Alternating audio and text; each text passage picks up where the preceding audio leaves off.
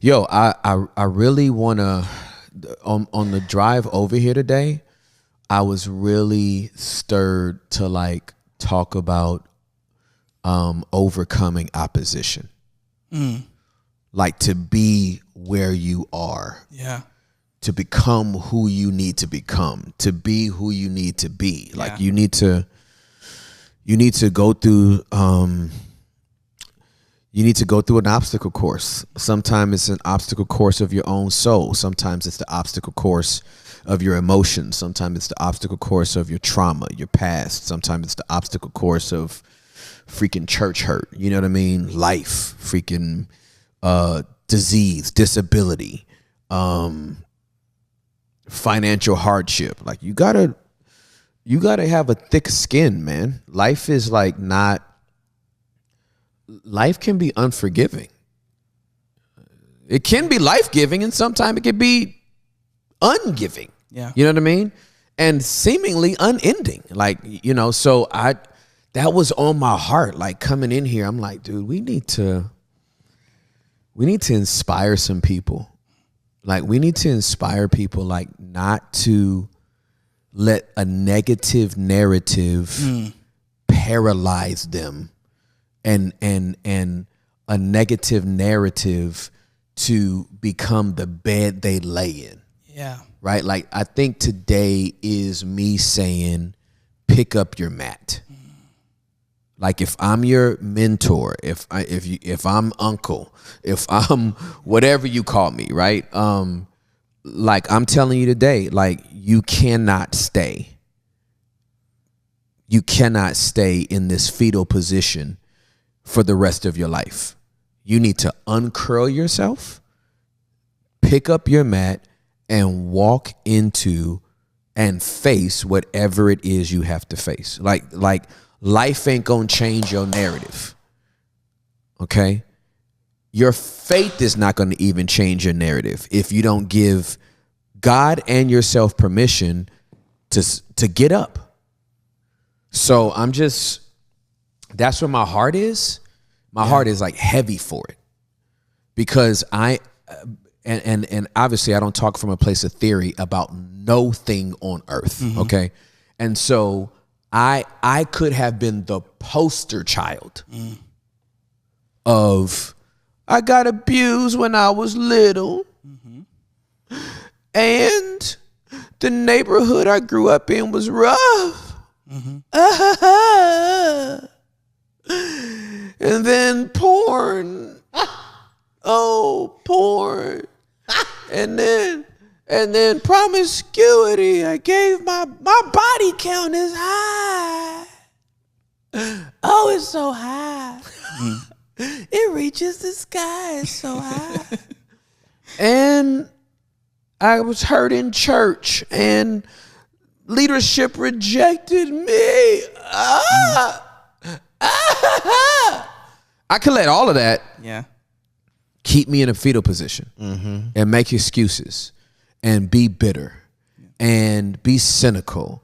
And I squint at everything. Nobody's trustworthy. Everybody's gonna hurt you. You know, my dad put me up on the counter and he told me to jump, and he moved out of the way. He said, "Don't trust nobody." Well, no, your dad was an a-hole. Yeah. It's not, you know what I mean? Your dad, don't take that out on the rest of the world. Your dad is a jerk, right? So I'm like, my whole, like everything in me today is like, get up! I'm on that today. Yeah, I did. Like this ain't the nice, there. This is some old, hey dude, I don't care. All right, your dad left, and your parents got divorced, and your mom never hugged you, and yeah, I know it's gonna sound tight. You got sexually abused, and you got raped, and what's next? Church leadership hurt you, and you got fired unjustly, and what?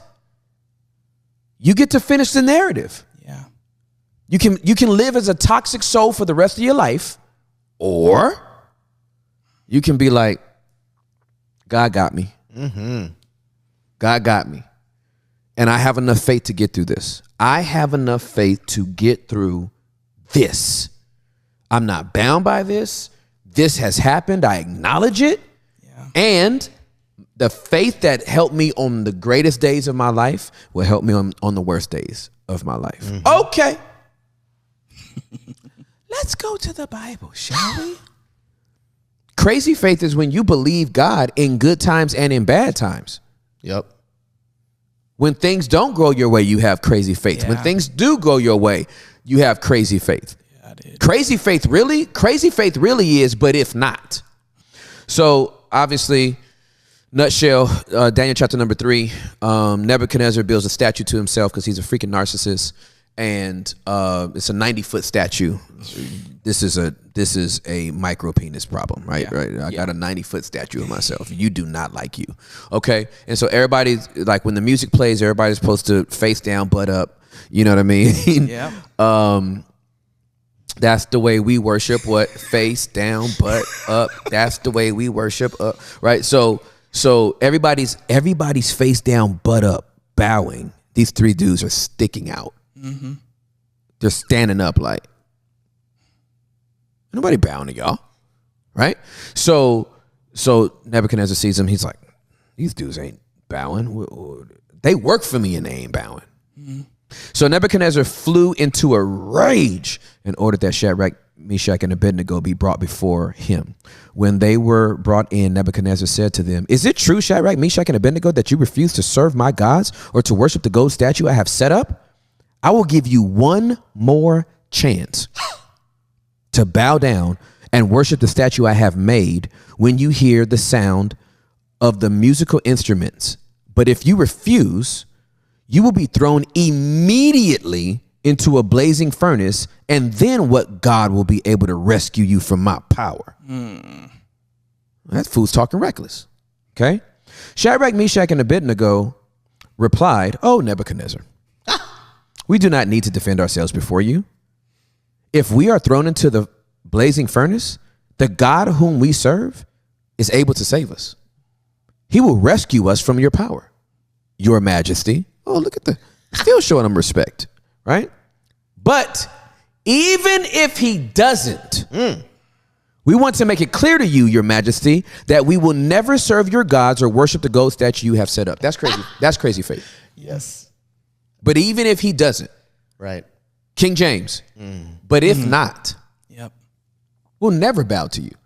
Crazy faith is the space in between if he does or if he doesn't. That's how much faith I got.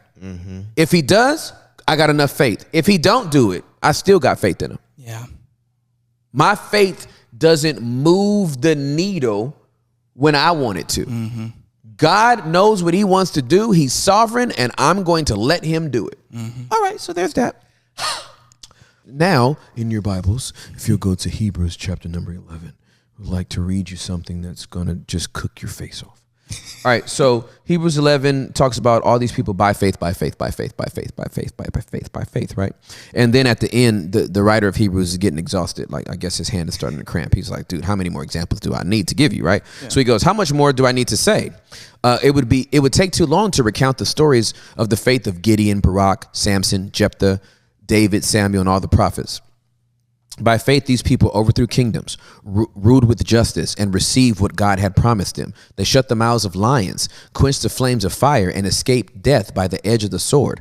Their weakness was turned to strength. They became strong in battle and put whole armies to flight. Women received their loved ones back again from death. Oh, that sounds all good, right? By faith, oh my goodness, God's going to rescue you from everything. Psych! But others were tortured. Yeah. Like, there's not even a break in the verse. Yeah. But others were tortured. Oh, but I thought they had crazy faith. And they got tortured. Refusing to turn from God in order to be set free, they placed their hope in a better life after the resurrection. Some were jeered at, and their backs were cut open with whips. Others were chained in prisons. Some died by stoning, some were sawed in half, and others were killed with the sword. Some went about wearing skins of sheep and goats, destitute and oppressed and mistreated. They were too good for this world, wandering over deserts and mountains, hiding in caves and holes in the ground. Ready for how it's all summated? All these people earned a good reputation because of their faith, yet none of them received all that God promised. For God has something better in mind for us, so that they would not reach perfection without us. Wow. I just want to thank you for walking me through it, because I am a dweller in the basement, still receiving all this. Me too. All of us. Absolutely. Yeah. So- we're not like, we're not the board, right? We're clients, right? We're in the basement with people. I just happen to be hosting. Y'all happen to be producing. Yeah. But it's not like we're up here and it's like we're trying to get everybody else to be on our level. You know what I mean? I want to say this to encourage you, because we do, the three of us do this. We live life together. Our thread says so, right? Yeah. Our text thread says so. Beautiful Mind is one of my favorite movies of all time, with Russell Crowe. And in that movie, you know, this dude, and the way that it's shot is just brilliant, right? He's schizophrenic. And you don't know that the people he's interacting with are not real until like halfway through the movie. You know what I'm saying? You're like, what? By the time you find out, you're like, what the? Like, you think they're real as well, right? And what I love, though, and it's been a permanent, like, mental picture in my mind dealing with porn addiction, promiscuity, and all this kind of stuff. Let me say, I am faithful to my wife. I love my wife. I have a great sex life with my wife and the whole nine. But my body has kept score of all of my promiscuous ways. And it's like, if you let us off the leash for a minute, we're going to do cartwheels. We will do cartwheels if you let us. And it's like, you're not getting off the leash, right? And so in my mind's eye, in the same way it was for Russell Crowe's character in A Beautiful Mind, the three people that he saw the most are like over there in that corner. They never disappear. And he's sitting there and he's talking, you know, this one person is like, oh man, you seem to be better now. And how did you get rid of them? You don't see them anymore. And he was like, no, they're still there and I still see them. I just ignore them. And then the camera shot goes over and it's all three of those people that are like only a figment of his imagination, but because of the schizophrenia, it makes it real to him. They're all in the corner. And so every day he has to like choose to not interact with them because they're right there. So like the promiscuous Tim is right there. Yeah, dude. Right there. I could go hook up. That dude in that corner will go hook up with a chick in every city. How long am I here? 36 hours? I got enough time. Right? I can call an escort. I can go to a massage parlor. I can do all that kind of stuff. All that's in my body. My body remembers all of that. Promiscuous Tim is in that corner right now. Like, did you call me? Like, can I come out? Nah, fool, you can't come out, right? Porn Tim is in that corner. And little Timmy's in that corner. In the same way, Russell Crowe had those three. Those are my three. Little Timmy's in that corner. Well, how do I know little Timmy can't control my life? Because he never grows up. Same way Russell Crowe cracked the code. The little girl never grew up. That's how he knew, oh, this can't be real. Dang. Because it's been 20 years and you're still 11. It's not possible, right? You're not real, right? And so I can't let little Timmy control my life. Every time I get scared, every time my neural system gets buzzy, I can't let him control it. But I also have to have loads of grace for little Timmy. He was sexualized at 8. So when I am tempted, or when I get close to the line and I got to draw him back, and then I got to confess in the chat and go see my therapist, like I got to have loads of empathy and grace for the dude, because he wasn't trying to be sexualized at 8. It just happened, and I have to be very kind to him, as opposed to like, why the hell won't you stop thinking about porn, and why the hell won't you stop thinking about ending your life? Like, it's like, no, they're in the corner. I'm going to ignore them. If they yell and it triggers me, I just need to let the people in my community know, hey, they're getting real loud back there. That's it. I could turn around and start a whole conversation, and that could be dangerous. So please help me on this side. And Yeah. That's what you need community for. Yes, bro. Yes, dude. That's what you need the basement for. I hope everybody's like, my hope and prayer is that for us, those of us that are believers in Jesus, I hope everybody's small group gets to be this vulnerable. Yes. Yes, dude. Right? Like, Yep. that's what we would want. Yeah, absolutely. I don't want it to just be relegated to like, oh, I take that to my therapist. I can never share that with anybody. Like, we rally around you Yeah. when you're vulnerable. Yep. Yep. We rally around you. Y'all rally around me. Like, y'all know I'm in the middle of this journey with, like, if I cuss, everybody's gonna leave, but this is legitimately who I am and how I talk, and Yeah. and I have to be kind to myself, Yes, dude. and true to myself, Yes, dude. and true to you. I can't be telling everybody vulnerability is my superpower and then Yeah. edit out all my vulnerability. Yeah. Right? But we still want it to be PG-13, so we're gonna mute stuff, right? You know what I mean? So, Yeah. because we're not trying to be offensive, Yeah. and we're not trying to shock people. Yeah. We're just very, very real here, and I don't want to provide something for my guests that I don't give myself permission, Sure. to be in as well, right? I can't create a safe environment for everybody else, and it's not safe for me. Right. Right. And I know there's some people that they're not going to be able to deal with that. And so you hold the tension of that and you just say yes and amen. So thank you, Hector. We love you. Yes, we do. You're Oh my amazing. gosh, I love you guys so much. And that's me living it out. Yep. It's just a template, a blueprint. Yeah, for sure. For someone who needs to go talk to somebody today. Absolutely. Go talk to somebody. Please today. go talk to somebody. It's really easy. Your problem's gonna feel this big afterwards. I promise you, You will. it shrinks. It shrinks, bro. Instantaneously, it shrinks. Oh, and one last thing before we close off. You talking about you need to have a group. Yeah. Somebody started a basement group. Yes, They did. made and they made a professional video. Yeah. They had a crew. Like Yeah. the way it looked, I'm like, Yeah. okay, they like really prioritized like how they wanted to just put it out in the world. Yeah. And they said, we're starting a group and it's the root of it's from the Basement Podcast. That's awesome, bro. So it's changing the world. No, dude, I love it. And man, if we had more basement groups, that would be amazing. It's crazy. Potentially dwelling places. Just throwing that out. Maybe. Dwelling places.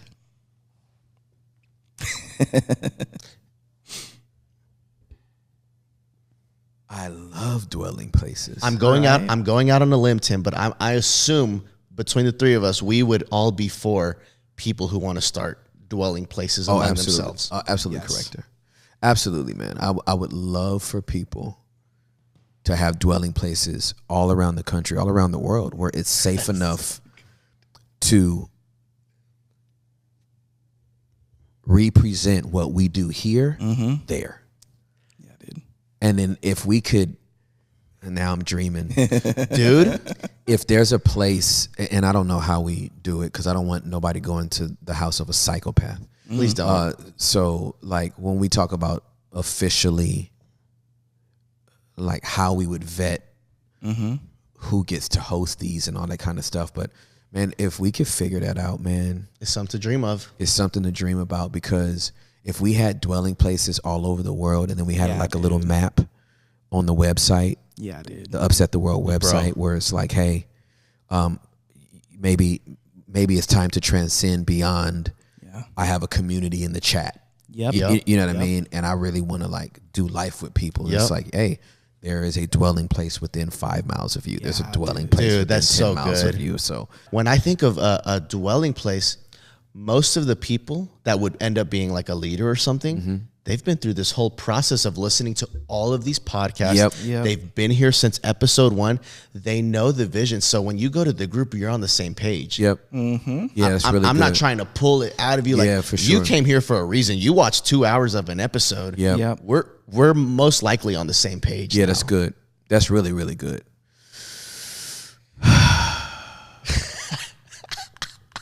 You're going to have me thinking about dwelling places. We keep for- doing this to ourselves. We get visions from God, and then we get all excited. We're like, all right, we got to do it. Dude, I haven't eaten today. None of us have eaten. Like, and I know that's when you know you're in your passion and your purpose. Yep. I haven't eaten all day. Yeah. And I am not like sitting here like, oh my God, I'm about to die. Right. It's like I'm just so juiced off of Yep. what it is. But we do have to wrap up because And we are on steroids. We are on the juice. Absolutely. All three of us. We're jacked. yeah, I'm gonna eat 4 more gummies and then I'll make it home in my spaceship. Hey, I love you guys so much. On behalf of Hector and Sam, I am your host, Tim Ross. This is The Basement, and I guess there's some dwelling places coming at some point. We won't say soon. At some point. We love you guys so much. Thank you for being a part of this community. Let's upset the world. Peace.